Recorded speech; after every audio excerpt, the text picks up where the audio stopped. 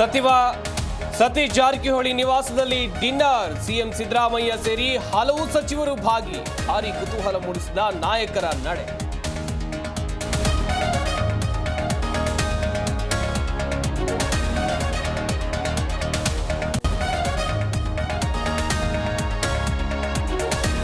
ಹೊಸ ವರ್ಷದ ಆರಂಭದಲ್ಲೇ ಜನರಿಗೆ ಬಿಗ್ ಶಾಕ್. ಬಸ್ ಪ್ರಯಾಣ ದರ 15% ಏರಿಕೆಗೆ ಸಂಪುಟ ಅಸ್ತು. ರಾಜ್ಯ ಸರ್ಕಾರಕ್ಕೆ ಪ್ರಯಾಣಿಕರ ಹಿಡಿ ಶಾಪ.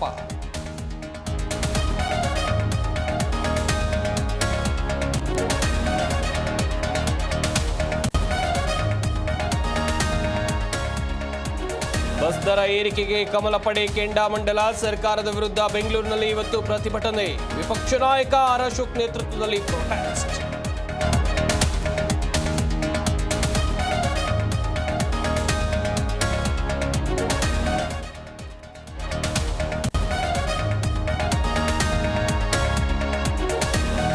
ಸಕ್ಕರೆ ನಾಡು ಮಂಡ್ಯದಲ್ಲಿ ಇವತ್ತು ಎಚ್ಡಿಕೆ ಪ್ರವಾಸ. ರಾಷ್ಟ್ರೀಯ ಹೆದ್ದಾರಿ ರಸ್ತೆಯ ಕಾಮಗಾರಿ ಉದ್ಘಾಟನೆ.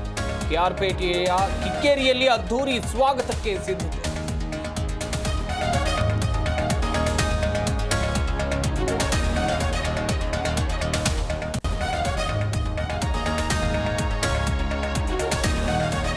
ಅಂಬೇಡ್ಕರ್ ಕುರಿತು ಅಮಿತ್ ಶಾ ಹೇಳಿಕೆಗೆ ಖಂಡನೆ. ಇಂದು ಪ್ರಗತಿಪರ ಸಂಘಟನೆಗಳಿಂದ ಕೋಲಾರ ಬಂದ್ಗೆ ಕರೆ. ಕಾರ್ಮಿಕ, ರೈತ, ಕನ್ನಡ ಪರ ಸಂಘಟನೆಗಳಿಂದ ಬೆಂಬಲ.